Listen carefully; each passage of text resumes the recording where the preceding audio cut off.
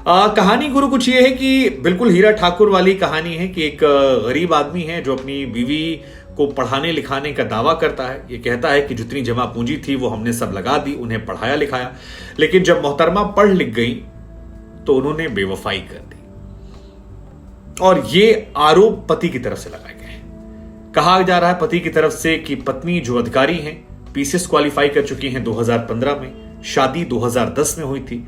10 में शादी होने के बाद उन्होंने सार्वजनिक तौर पर भी अपनी शादी का क्रेडिट जो है, शादी के बाद पढ़ाई और उसके बाद ये जॉब का क्रेडिट ससुर जी को दिया था, पति को दिया था। उनको लेकर दावा है कि वो उसकी हत्या की साजिश की प्लानिंग कर रही है। अपनी पत्नी पर भ्रष्टाचार के वो पति आरोप लगा रहा है। हालांकि पत्नी कह रही है कि पति ने धोखा दिया था, अपने आप को अधिकारी बनाया था, बाद में पता लगा सफाई कर्मी है। अफेयर की जहां तक बात है वो मेरी निजी जिंदगी है।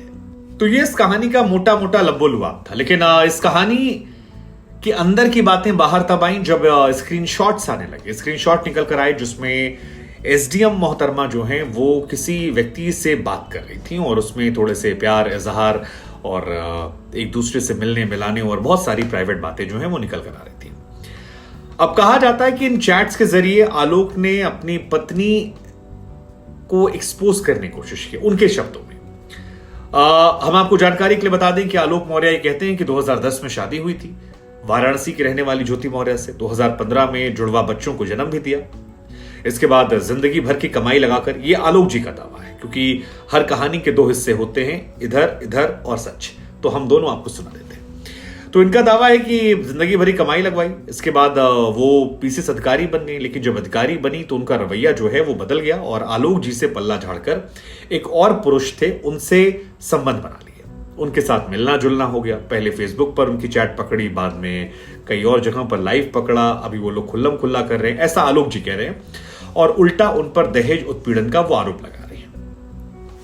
आलोक के शब्दों में माने तो 2020 में ज्योति जो अधिकारी है उनकी जान पहचान गाजियाबाद में तैनात जिला कमांडेंट होमगार्ड से हो गई और इन दोनों ने बातचीत शुरू कर दिया। उन्हें लगा कि शायद अधिकारी पत्नी है तो अधिकारी तो बात करते ही हैं, लेकिन बाद में कहानी जो निकली उसने उनको, लेकिन इसके बाद जो कहानी निकली आलोक कहते हैं उसने मुझे भौचक्का कर दिया। आलोक के शब्दों में माने तो 2022 में उनके घर में उनका मोबाइल फोन जो है वो रखा हुआ था और इनकी जो अधिकारी बीवी हैं वो अपना लॉगिन करके फोन भूल गई थी।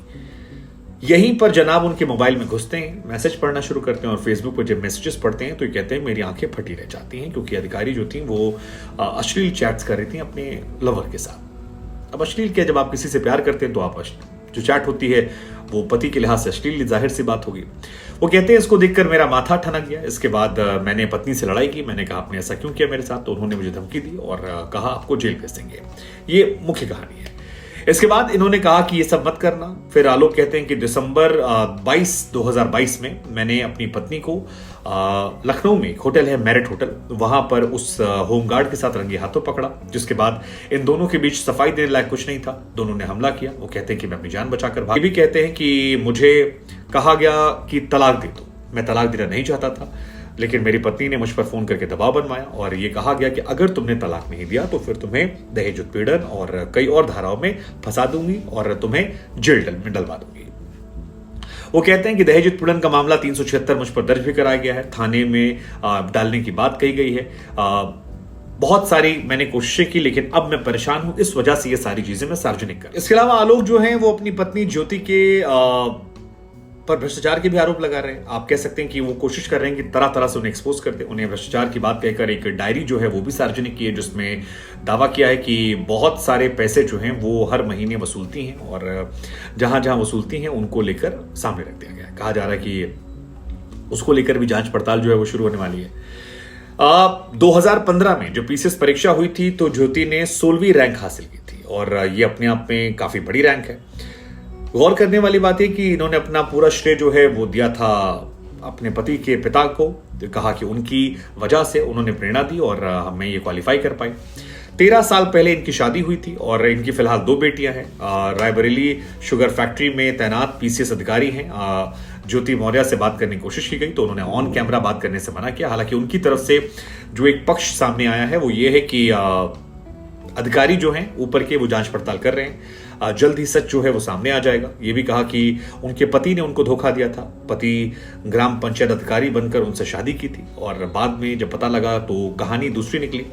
उन्होंने ये भी कहा कि शादी के कार्ड पर भी पति ने अपने आप को अधिकारी बताया था और जो उनकी चैट है उसे गलत तरीके से पेश किया जा रहा है, जिसकी वजह से उनको लेकर सवाल खड़े हो रहे हैं। और इस मामले को लेकर भी उन्होंने प्रयागराज के धूमनगंज थाने में आईटी एक्ट के तहत अपने पति के खिलाफ मुकदमा भी दर्ज करवा दिया है। अब इस कहानी को लेकर दो पहलू हैं और इसमें एक पहलू जो मेरी तरफ से वो ये कि इनके पति जो हैं अपनी पत्नी के पीछे हाथ धोकर पड़ गए हैं, वो नाराज हैं, खफा हैं। उनका तर्क है कि बेवफाई मिली है और इस वजह से उन्होंने वो जो लड़का है उसके भी वहां शिकायत करवाई है। होमगार्ड मुख्यालय में शिकायत दर्ज करवा दी है।